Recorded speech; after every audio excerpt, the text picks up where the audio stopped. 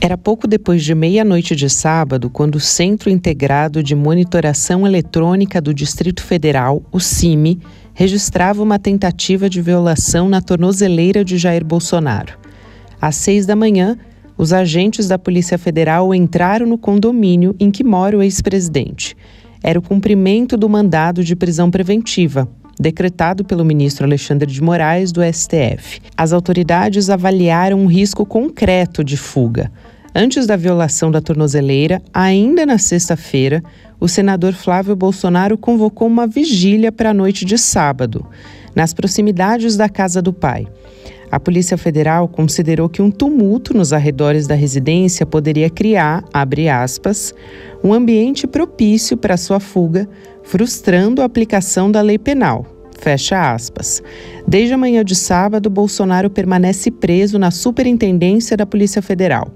E há contradições na história. Ainda no sábado, foi divulgado um vídeo da Secretaria de Estado de Administração Penitenciária do DF. Curiosidade, foi a justificativa de Bolsonaro ao admitir que usou ferro de solda. Você usou alguma coisa para queimar isso aqui? Não tinha ferro quente aí. Ferro quente? Curiosidade. Que ferro foi? Ferro de passar? Não, ferro de solda. Ferro de solda, aquele que tem uma ponta? Sim. No domingo, em audiência de custódia, mais uma versão apareceu. O Bolsonaro disse que violou o aparelho porque estava num estado de paranoia e alucinação, supostamente provocado pelo uso de medicamentos. Em paralelo a isso, se aproxima o fim do prazo para que ele cumpra a prisão pela condenação na trama golpista. A pena é de 27 anos e 3 meses. Um terço dela deve ocorrer em regime fechado. Segunda-feira, 24 de novembro de 2025.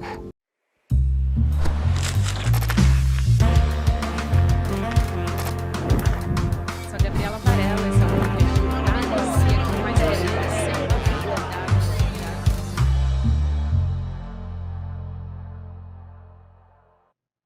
Olá, seja bem-vindo, seja bem-vinda. Eu sou a Gabriela Varela, está começando o videocast em detalhes, dessa vez ao vivo nessa segunda-feira, por conta da prisão de Bolsonaro, né? Claro que eu ia estar aqui ao vivo junto com vocês, então tô de olho no chat se vocês tiverem perguntas. Hoje a minha convidada é a doutora Hanna Gomes, advogada, professora especialista em direito penal. Doutora Hanna, bem-vinda, é um prazer te receber. Bom dia, eu que agradeço o convite, obrigada pela participação. Aliás, só atualizando aqui para quem nos acompanha, já que a gente está ao vivo, nesse momento a gente tem um placar no Supremo Tribunal Federal de 2-0.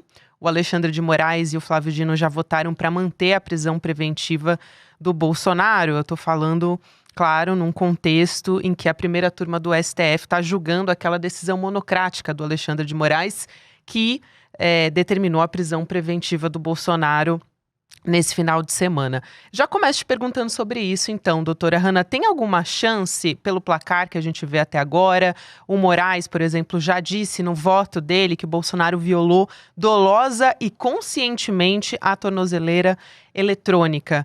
Tem alguma chance de ela ser revertida na sua análise?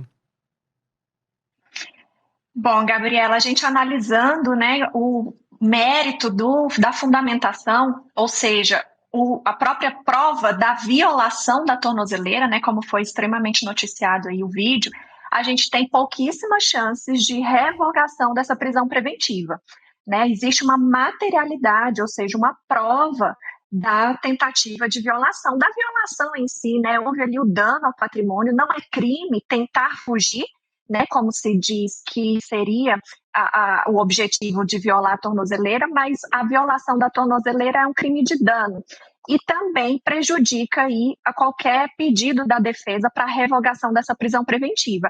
Acredito que os ministros da primeira turma, por unanimidade ou quiçá por maioria, vão confirmar, né, em referendo a decisão do ministro Alexandre de Moraes de manter, né, teve audiência de custódia, ele foi ouvido, né, explicou, deu suas justificativas, mas mesmo assim, com a prova da violação da tornozeleira, a gente tem aí a previsão quase certa, só se acontecer realmente um outro entendimento sobre o eventual surto, né, sobrevir algum documento novo que comprove de fato a ausência de dolo, surto, a imputabilidade que ele não tinha consciência naquele momento, o que é pouquíssimo provável, a gente tem aí a manutenção da prisão preventiva no referendo da turma. Lembrando que ainda cabe um HC, né, um habeas corpus, contra essa decisão. Isso é E a importante. gente aqui tentando entender, né, eu sou professora de processo penal, de direito penal, a gente sabe que o regimento interno, a Constituição e o Código de Processo Penal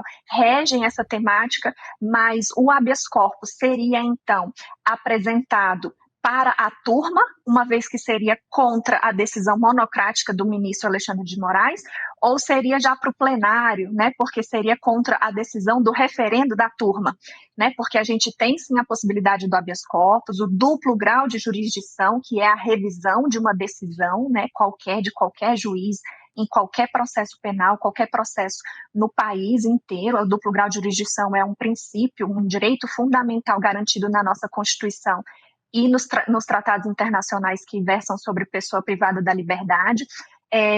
A gente tem, então, essa dúvida, né, de que o habeas corpus, que ainda é possível, dada a manutenção da prisão, será apresentado para a turma ou para o plenário. Mas, de fato, a prisão preventiva será mantida, não tenho qualquer dúvida sobre isso.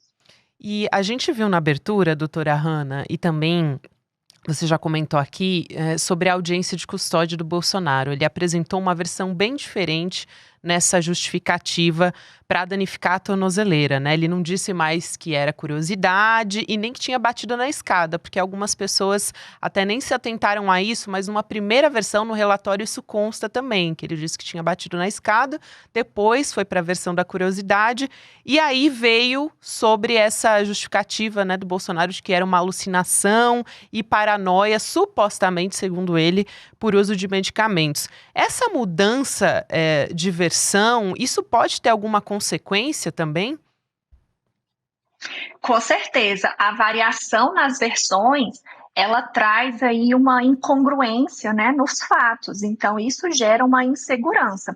É preciso lembrar que a medida preventiva, né, da cautelar de prisão preventiva, ela é suficiente a partir de indícios, né? Basta indícios da violação, porque primeiro, de fato, a justiça tenta acautelar o sujeito, né, garantir a instrução penal, o processo penal, para depois ouvir e entender aqueles motivos. Foi o que aconteceu aqui. Primeiro prendeu-se pela violação, pela suposta violação, depois foi para uma audiência de custódia com as provas, né, com o argumento, a justificativa que ele deu, mas as justificativas não foram suficientes, manteve-se a prisão. Então, essa versão contada de 3 formas diferentes, isso prejudica o entendimento, né? A gente tem um instituto chamado regras de experiência. Regras de experiência servem para o juiz fundamentar uma decisão. Essas regras de experiência são baseadas no bom senso, no senso comum que o juiz vai aplicar ali em cima daquela situação concreta, mas também nas experiências do cotidiano envolvendo o sujeito e a sociedade. Então, trazendo todo um contexto de minuta de asilo para a Argentina, todo um contexto de que aliados políticos já se evadiram do país para fugir à aplicação da lei penal, o contexto da vigília religiosa que poderia ser, né, um pretexto, dada a narrativa que foi apresentada pelo senador Flávio Bolsonaro, para ser de luta com a liberdade, vamos libertar o país, né? As próprias expressões que foram utilizadas dão margem à interpretação. Então, havendo toda essa confluência de indícios com a materialidade, ou seja, a prova da violação da tornozeleira, que o ministro já tinha antes da gente saber, enquanto, né, mídia, pessoas, cidadãos que estão acompanhando, o ministro já tinha, desde 1h da manhã, a informação de que, de fato, havia violação da tornozeleira. Então, essa confluência de indícios levou à preventiva que foi decretada para viabilizar a manutenção do processo, né, a utilidade do processo, a garantia da ordem pública, a garantia de que a pessoa vai sim se submeter à justiça. Mais um elemento que pode ser considerado aí na fundamentação do ministro Alexandre de Moraes, dentro desse princípio, né, desse instituto chamado regras de experiência, é que o ex-presidente não se conformou com a perda do mandato, né, com a perda a ter perdido nas urnas. Dessa forma, nesse contexto, com todas as bravatas que ele veio dizendo ao longo de 4, 5, 6 anos, né, que a gente tem essa vida pública mais exposta aqui para a gente depois da presidência, ele iria então se conformar com a prisão? Né? Então, essas regras de experiência traz o bom senso, a análise sobre o cotidiano e a subjetividade do sujeito e da sociedade. Com certeza, isso foi usado essa técnica, né, de ponderação e de análise, de fundamentação para uma decisão foi usado pelo ministro Alexandre de Moraes. Você tocou em vários pontos importantes, doutora Hanna, e acho que essas versões conflitantes, elas corroboram com aquela avaliação das autoridades sobre um risco concreto de fuga. Até aqui para citar, a Polícia Federal, ela considerou que um tumulto ali nos arredores da residência do Bolsonaro poderia criar, segundo o documento, né, um ambiente propício para sua fuga, falando do Bolsonaro, frustrando a aplicação da lei penal. Isso é muito importante também, determinante para essa confluência, como você bem disse, para a determinação do ministro Alexandre de Moraes. Eu queria trazer aqui alguns fatos também. Na sexta-feira, o deputado Nicolas Ferreira ele foi à casa do Jair Bolsonaro. Ele fez uma visita, estava usando o celular, contrariando a decisão da justiça, portanto, né? Mas eu chamo a atenção para isso porque tem a ver com esses conflitos de versões que o Bolsonaro apresentou. Porque, primeiro, ele disse que começou a danificar a tornozeleira no final da tarde, na primeira vez que ele falou. Até tem o vídeo, né, que foi gravado com a agente. Depois ele mudou e disse que começou por volta da meia-noite, então seria pouquíssimo tempo antes de o alarme tocar. Levando em conta a visita do Nicolas Ferreira, ele deveria prestar depoimento também? E eu pergunto também sobre as visitas que estavam na casa do Bolsonaro, e o próprio Bolsonaro alega que elas estavam todas dormindo, né? Em resumo, se for constatado que outra pessoa ajudou de alguma maneira a violar a tornozeleira, isso seria crime também? Bom, a visita do parlamentar Nicolas Ferreira com o uso de celular em si não prejudica o presidente, né? Porque é um ato de terceiro. Mas está descrito na decisão do ministro Alexandre de Moraes que permitia as visitas, a vedação, né? A proibição do uso de celular. Com isso, o deputado, usando o celular, ele poderia, né, ser o crime de desobediência de ordem judicial, pode incorrer nesse crime de desobediência. E se verificada aí, a partir de uma busca e apreensão desse celular, a partir de uma investigação mais profunda, se houve, né, a participação nessa trama de fuga, né, podemos chamar assim, teve a trama golpista e agora a gente pode determinar aí que pode haver uma trama de fuga. Porque, de fato, haviam outras pessoas na casa, né, e o ex-presidente mencionou na primeira abordagem com a secretária da SEAP que tinha começado horas antes, né, desde do finalzinho da tarde, segundo ele. E nenhuma pessoa viu, nenhuma pessoa da casa impediu ou alguém de fato contribuiu. Isso só a perícia vai dizer. Né? A perícia também vai dizer se aquele instrumento era capaz de produzir todas aquelas marcas de derretimento no case da tornozeleira eletrônica, em quantos minutos, em quanto tempo, ainda mais em uma pessoa em surto, que poderia estar com a mobilidade motora, né? A coordenação das mãos ali prejudicada por causa desse surto, não houve uma queimadura na perna dele, a gente pode ver pelas fotos, pelas imagens.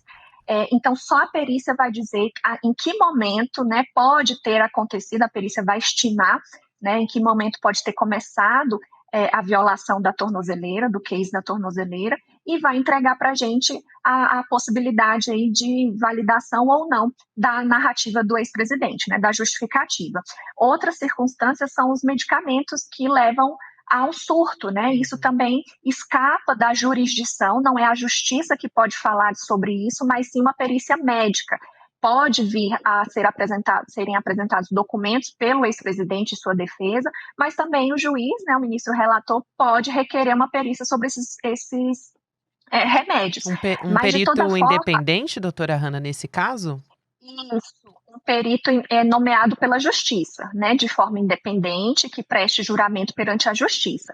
De toda forma, a gente tem essa confluência de situações, né, de fatos, que levaram, sim, o ministro relator àquela regra de experiência que eu mencionei anteriormente. Então, com a regra de experiência, que é uma técnica que os juízes usam para aplicar uma fundamentação em um caso concreto, a gente tem, o presidente está tomando remédios há muito tempo. Há quanto tempo ele está tomando esses remédios específicos que poderiam causar, né, em tese, o surto psicótico? E esses remédios, justamente no dia em que ia uma reunião ali perto da casa dele, que poderia levar a um tumulto, que poderia levar a uma fuga. Todo esse poderia encaixa nas regras de experiência, que é aquele bom senso, né? O que se diz a partir da coletividade, do que é real, do que é materializado a partir do caso concreto e do sujeito que está sendo observado pela Justiça Penal.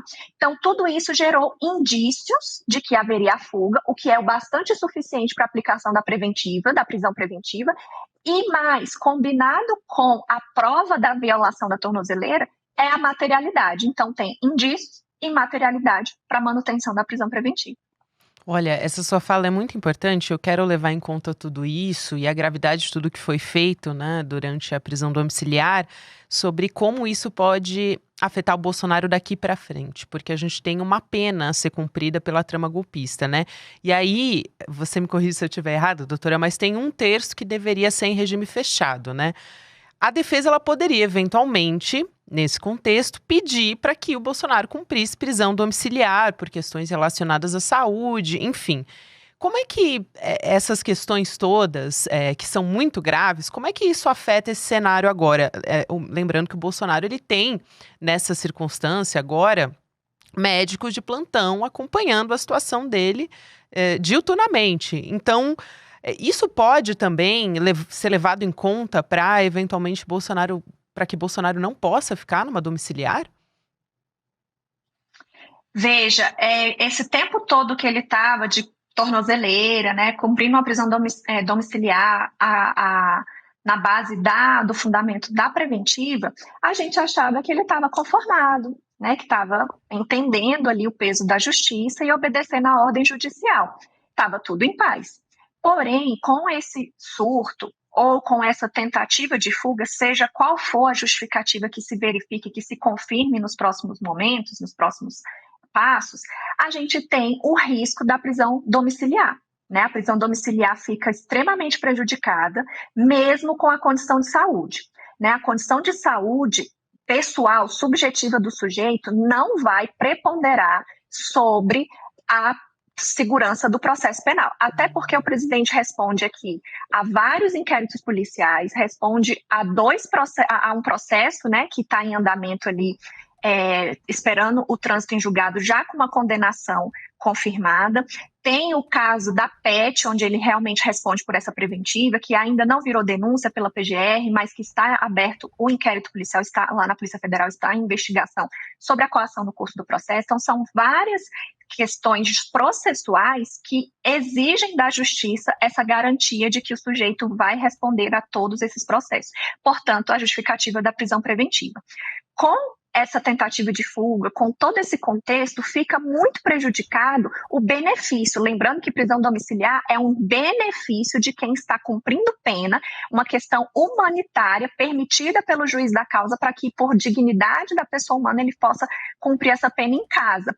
Considerando que o presidente tem 27 anos de pena a cumprir, um terço de 27 anos, eu não sou boa em matemática, mas são muitos anos para cumprir essa pena em regime fechado, para que então ele possa progredir de regime. Essa progressão de regime, os benefícios no cumprimento da pena dele podem ser prejudicados sim, e quando for pedido, quando for o momento processual adequado, lá na execução da pena dele, da pena da prisão-pena, né, quando ele transitar, o processo transitar em julgado e ele for cumprir a pena, os pedidos de benefícios da defesa, para receber visita, para receber um saidão, uma saidinha, para ter ali qualquer benefício de trabalho externo, por exemplo, pode ser prejudicado em razão desse comportamento do sujeito. A gente lembra que conduta social e personalidade do réu, né, do acautelado, do apenado, são 2 requisitos importantíssimos para a apreciação do juiz que cuida da execução. Então, quando o réu não se demonstra que não se conforma com o resultado da justiça, quando ele tem várias faltas dentro do cumprimento da pena, quando ele apresenta irresignação com relação à decisão judicial, esses benefícios eles podem ser negados, porque fica a critério do juiz a concessão desses benefícios. Doutora Hanna, e outra questão que eu acho importante aqui de ser colocada é onde é que vai ser o cumprimento dessa pena, né? Tem chance de o Bolsonaro emendar, então, a prisão preventiva com a prisão pela condenação, não é isso? Então, o cumprimento ele pode ser em outro presídio.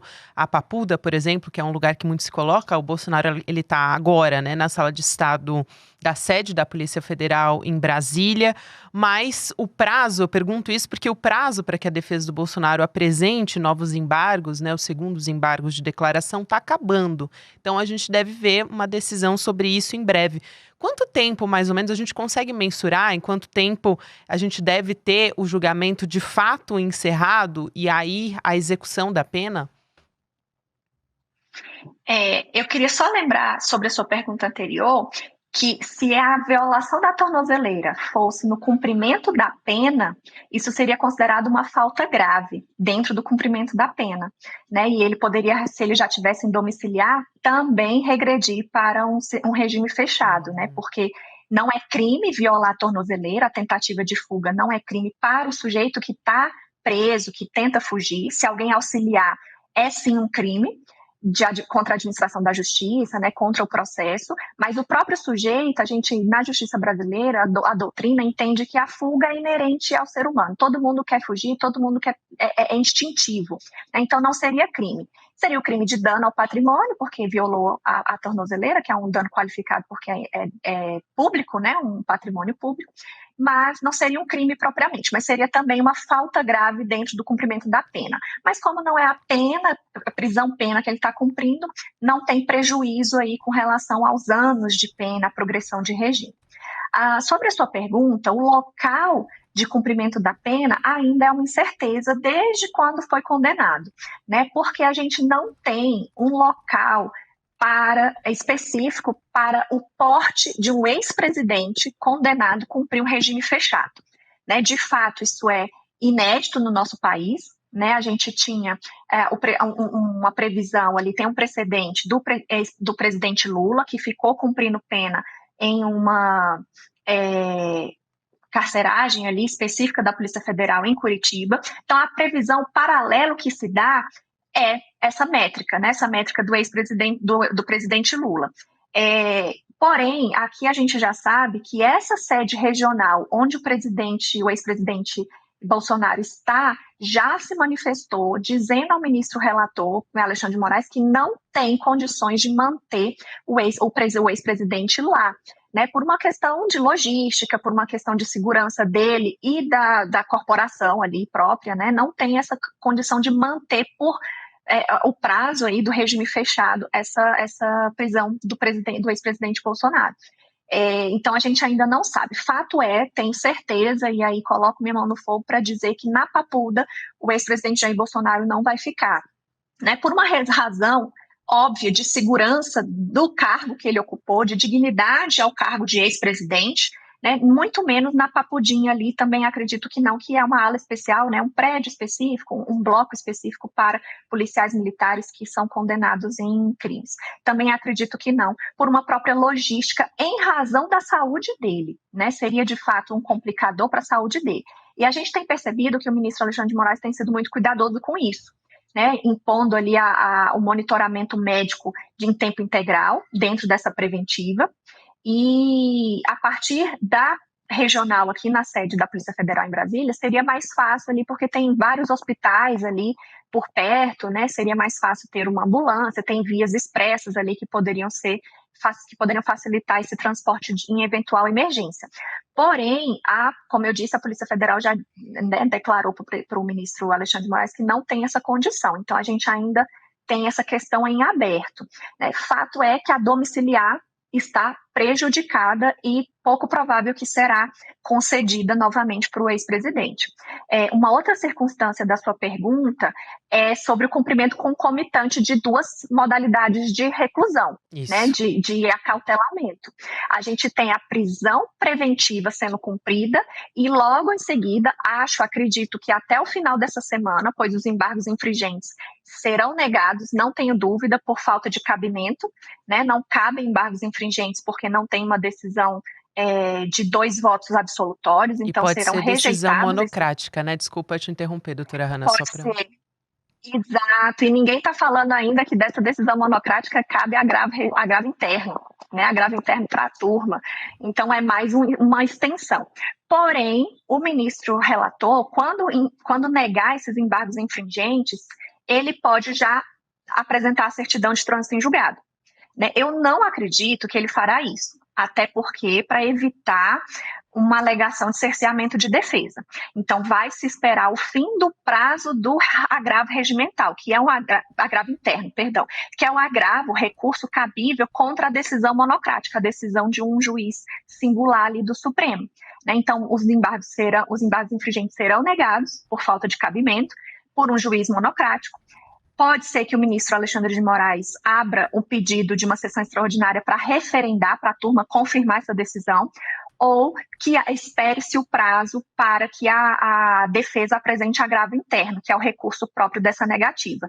Então, eu acredito que a gente ainda terá a possibilidade de mais uma semana, né, que o prazo do agravo interno é de 5 dias, 5 dias corridos, mas não pode começar e nem terminar nos finais de semana, para que a gente tenha aí a certidão de trânsito em julgado, né? O ministro, como eu disse, pode, na decisão que negar os embargos infringentes, declarar o trânsito em julgado, ou, o que eu acredito que seja mais prudente, é esperar o prazo do agravo interno para que então rejeite o agravo interno e aí sim declare o trânsito em julgado para o cumprimento da pena. E como a gente não pode prender uma pessoa de 2 formas diferentes, porque é um corpo físico só, a gente vai ter a concomitância de forma simultânea sendo cumprida a prisão preventiva para assegurar a PET, que é o inquérito que ainda está em aberto sem denúncia lá pela PGR, e a prisão-pena, né? Então, pode ser que sejam cumpridas de forma simultânea, concomitantemente. Isso não há simultaneamente, não há nenhum empecilho para isso. Perfeito. Doutora Hanna, foi um prazer te receber aqui mais uma vez. Obrigada por estar com a gente nessa cobertura especial. Desde sábado já entrou com a gente também, agora mais uma vez aqui no Em Detalhes. E respondeu aqui algumas perguntas também que apareceram no chat. Eu fui mesclando com coisas que eu já tinha. Algumas a senhora mesmo já foi respondendo. Muito obrigada, um prazer te receber. Eu que agradeço o convite, muito obrigada. Até a próxima oportunidade.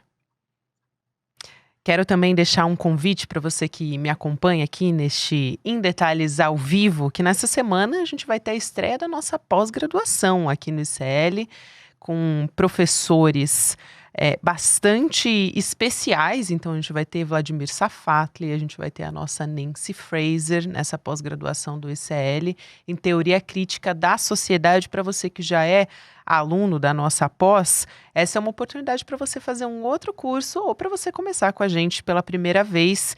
A gente basicamente tenta aqui todos os dias no ICL trazer as análises com um tom crítico, com conhecimento. Então, fundamental essa pós-graduação que chega aqui agora. Nessa quinta-feira, dia 27 de novembro, 8 horas da noite, você acompanha todos os detalhes, como é que vai ser esse curso, quais vão ser as matérias. Então, você vai lá em detalhesicl.com.br, deixa o seu e-mail. Vale a pena porque você pode garantir condições especiais durante o evento, enquanto você faz a sua inscrição. Eu deixo também o seu convite para você continuar na nossa programação. Agora vai ter o Mercado Investimentos com a Débora Maganha. E na sequência tem o Rolê ICL. Você pode ouvir o Em Detalhes também em qualquer momento do seu dia nas plataformas de áudio. Tem conteúdo novo de segunda a sexta-feira. Até amanhã, pessoal. Democracia radical. Já ouviu falar sobre esse conceito? Não existe democracia se não formos ao limite em busca de mais direitos, igualdade e liberdade. Esse é um conceito necessário que hoje faz parte do campo de estudos da teoria crítica e que iremos estudar no nosso curso de pós-graduação do ICL. Eu vou contar mais sobre isso no dia do lançamento oficial da pós, dia 27 de novembro, uma quinta, às 20 horas. Eu te espero lá. O ICL está em todo lugar, na palma da sua mão, na TV da sua casa e até nos seus ouvidos. Para ir além da manchete e mergulhar com apuração e contexto de verdade, acesse iclnoticias.com.br. Siga o ICL, compartilha e vem com a gente. Informação para quem pensa.